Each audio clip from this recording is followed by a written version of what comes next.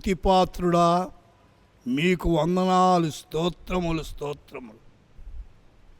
మీ మహాకృపను బట్టి ఈ దినాన్ని మీరు మాకు అనుగ్రహించారు. మీరు మా మధ్యకు రండి. మీ మాటల ద్వారా మమ్మను హెచ్చరించండి, కృప చూపించమని. దేవా, ఈ దినము నిర్గమకాండం 40వ అధ్యాయం 34వ వచనం. యెహోవా తేజస్సు మందిరము నింపెను. యెహోవా తేజస్సు మందిరం నింపెను. The glory of the Lord filled the tabernacle. यहोवा का तेज निवास स्थान में भर गया. అయితే దేవుని తేజస్సు రావాలి.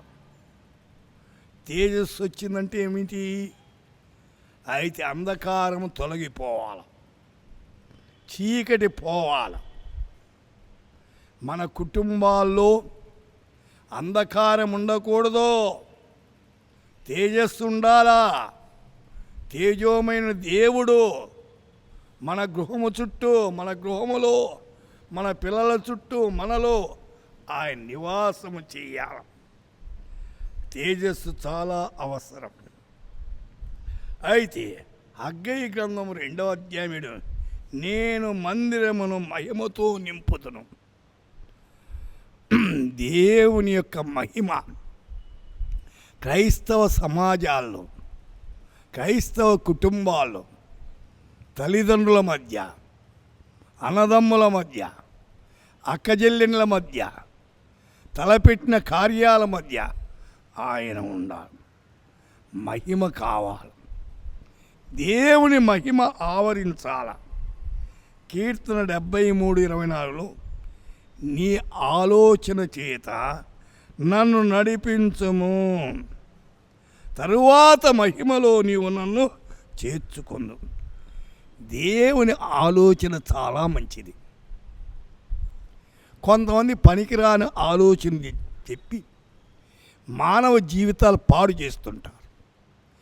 దేవుని ఆలోచన స్వీకరించాల. అని మనం ఉత్తేజింపజేసేటివి, ఆదరించేవి, సహాయకారిగా నడిపించేవి. అది చాలా అవసరం. అయితే దేవుని ఆలోచన తీసుకుంటే, ఆయన ఆలోచన ప్రకారం నడిస్తే మహిమలో చేర్చబడతామట, నిత్యానందములోనికి చేర్చబడతాను. అది చాలా అవసరమైంది. అయితే వింటున్న వారలారా, ఆ మహిమా తేజస్సైన దేవుని మీద మనం ఆనుకొని ముందుకు సాగుదాం, ప్రార్థన చేసుకుందాం. సర్వాధికారి, మీకు వందనాలు, స్తోత్రము నాయన. నీ తేజస్సు మా మీద, మా పిల్లల మీద, మా కుటుంబాల మీద ఉంచండి. దేవా, నీ ఆలోచన ప్రకారంగా మేము ముందుకు సాగేదానికి కృప దయచేయమని యేసు నామమున ప్రార్థిస్తున్నాము తండ్రి. ఆమేన్.